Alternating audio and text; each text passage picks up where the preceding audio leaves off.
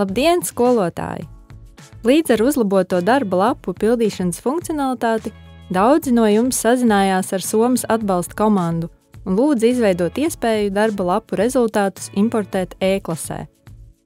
Pateicoties jūsu interesei, esam šo funkcionalitāti ieviesuši, tāpēc šajā video parādīšu, kā importēt darba lapu rezultātus e-klasē.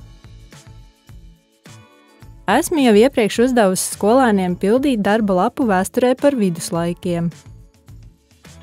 Kā redzam, šo darba lapu ir izpildījuši 5 skolēni, un es katram no viņiem esmu ielikusi procentuālu vērtējumu. Lai darba lapas rezultātus ieliktu e-klasē, darba lapas datiem jābūt noslēgtiem, tāpēc man jābeidz darbs pie konkrētās darba lapas.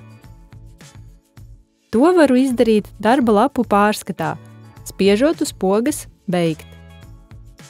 Kad darba lapa ir pabeigta, vēl 24 stundas varēšu to apskatīt darba lapu pārskatā, kā arī tās rezultāti jebkurā laikā būs pieejami sadaļā Mani žurnāli. Tagad to ir iespējams importēt e-klasē. Parādīšu, kā šis process ir veicams. E-klases žurnālā nepieciešams izveidot jaunu ierakstu. Atzīmēju, ka tā ir mācību stunda ar pārbaudes darba metodiku. Nākamajā solī ir iespēja izvēlēties informāciju importēt no Somas. Šeit uzreiz var apskatīt konkrētajā datumā pieejamos uzdevumus un atrast darba lapas. Izvēlos darba lapu par viduslaikiem.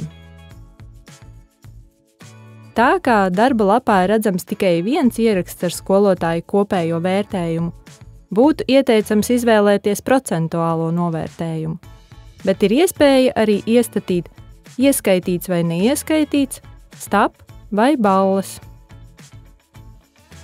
Kad ir izvēlēta novērtēšanas metode, var spiest uz pogas ielikt vērtējumus žurnālā, izvēlēties iespēju saglabāt žurnālā. Lūk, ar pāris klikšķiem man ir izdevies Somā paveiktos darbus importēt skolēnu žurnālos. Vēlreiz paldies skolotājiem par interesi funkcionalitātes ieviešanā. Ceram, ka tā būs noderīga ikdienas darbā. Tiekamies platformā Soma!